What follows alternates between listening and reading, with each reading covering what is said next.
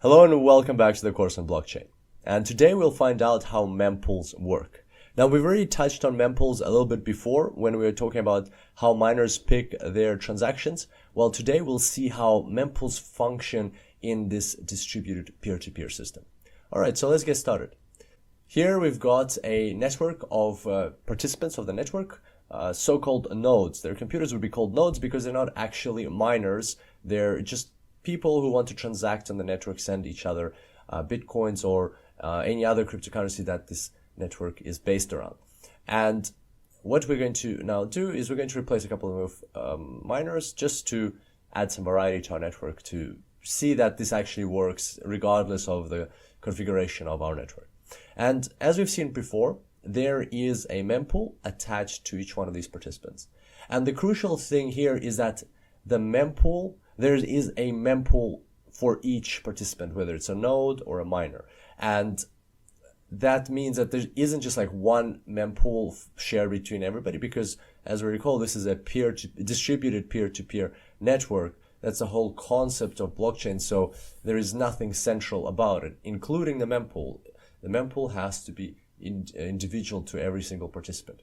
And the other thing here is that the mempool, as we recall, is not the blockchain itself. It's a staging area for transactions. So blocks, for instance, on the Bitcoin blockchain, blocks are added at a certain regularity. In the Bitcoin blockchain, they're added once every 10 minutes. And yet we can transact with each other more frequently. We don't have to wait and only transact once every 10 minutes. I could send money to somebody today, and they could send money to me like a few seconds later, and so on, at any point in time. So the mempool is like a staging area where these transactions go before they're added to a block. So now let's have an example. Let's look at an example. Let's say Susan over here wants to send some money to somebody. It doesn't matter whom. We're going to talk more about transactions and wallets and so on later on. But for now, let's just say she wants to do a transaction. And what happens then? Well, she conducts a transaction, and that transaction gets added to her mempool. Then that gets broadcasted or relayed across the network. And that means it gets relayed to the closest nodes, including miners. We're just going to use the word nodes from here. And so then that transaction gets added to their mempools. And again, there's lots and lots of checks that are conducted by every single node to make sure that it's a valid transaction, that everything adds up. It's not just something fake, that the signatures are valid, and so on. And we'll talk more about that further down the course. And then they relay it further down the network, and that transaction gets added to every single mempool in the network.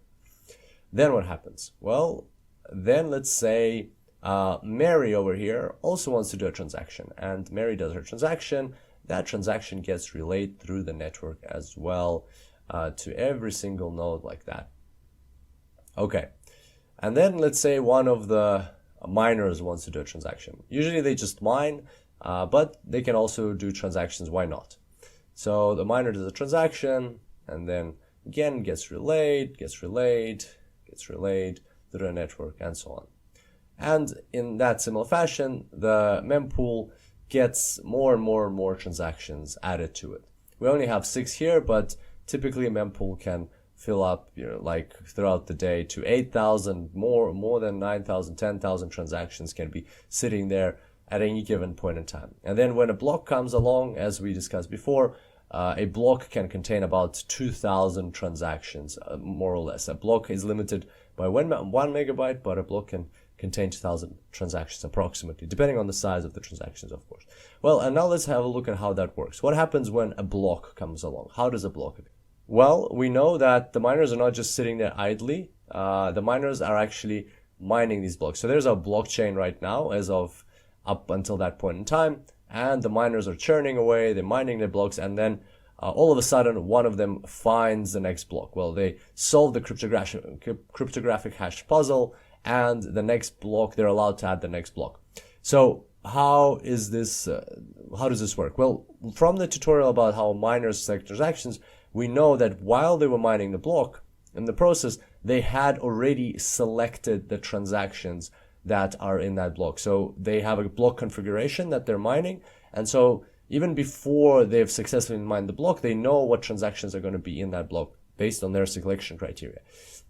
And so now, since that block has indeed been mined, it's time to take these transactions out of the mempool. So these transactions get removed from the mempool, and they are, because they're already in the block, and then that block gets relayed across the network, gets added to these guys, and then those same transactions get removed from their mempools. As long as the block passes the checks, then that's the way it happens. So then it gets added over here, transactions get removed, and it gets added to all the networks, and these transactions get removed from their mempools for every single node. And yep, so there we go. And then that block, is now part of the network, and then the network just continues on from there. And they, same thing, same process happens again and again and again. So there we go. That's how the mempools work. So now what we're going to do is I'm going to show you some additional reading, and then we'll jump to look at some stats on blockchain.info. All right, so the additional reading for today is an interesting article. I liked it. It's an in-depth guide into how the mempools work. It's on Medium. As usual, the link will be in the notes for the course. And this guide is how mempools work from the perspective of not a miner, but of a node, of a normal participant who's not a miner.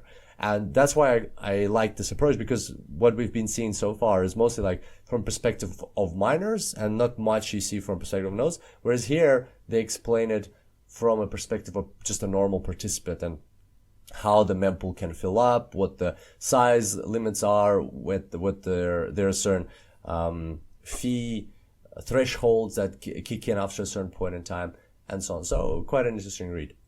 And now let's have a look at some stats. All right, so here we've got blockchain.info. By the way, this is the additional reading here. It's not that long. It's just a short article. Yeah, so stats, right? What did I want to show you today? Okay, here we go. If you need to get these, just go to blockchain.info and then go to charts, this one. And what I wanted to have a look at is, we'll look at mempool size, transaction count, and growth. Yeah, we'll look at those three. All right, so mempool size. There you go. This is in, what is this, in bytes, and you can see how the size varies. And this is throughout the day. So there's one day, 23, 24, 25, 26. I guess it depends on the day and so on. Like it goes down, like once the transactions are out of there, then starts building up as more transactions go in there. I guess, like, because blocks are mined every 10 minutes, so it's not a question of supply of blocks, it's a question of demand of transactions. It depends on, my thinking is, like, when people wake up, you can see kind of like it's periodic.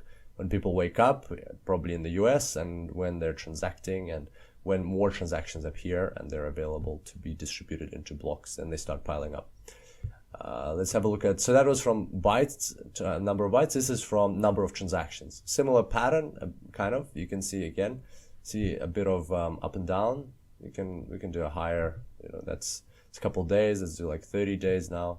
You can see more global or like long-term trends. This is going to be a year now we're loading.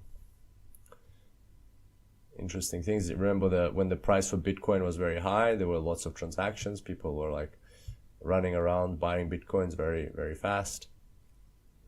There's a lot of demand, so that's why it was not hitting down to zero. That's the transaction count, and this is mempool size growth. So this is the speed at which it's growing. Not very varied, this chart. Let's have a look here. Yeah, it's kind of like more or less consistent. Another interesting one, which I really like, which I wanted to show you, is if you go to data and you go to stats instead of charts, and then you go to unconfirmed transactions. So those are the transactions that are in the mempool. They're called unconfirmed transactions. And this is just amazing. I love watching this. you can see how they're being added. Like these are people transacting with each other, and as soon as they transact, these get added. So here you can see the total number of unconfirmed transactions, and it's also illustrated over there for us. And not really sure about the map, it's not very dynamic.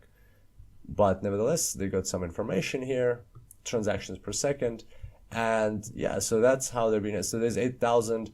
As soon as a block is mined, this will go down to like get reduced significantly by about 2,000 transactions or so, because those transactions will go into a block. And so you know how they say there's only, usually they say like there's 3 things you can watch forever: fire, water, and then they add something. Well, I'm gonna add the growth of unconfirmed transactions, or the growth of the mempool for a Bitcoin. It's very mesmerizing. Highly recommend checking it out. So if you go here, just watch it.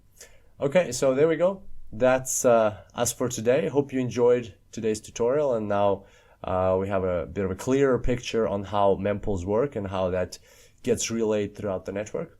And I look forward to seeing you back here next time. Until then, enjoy blockchains.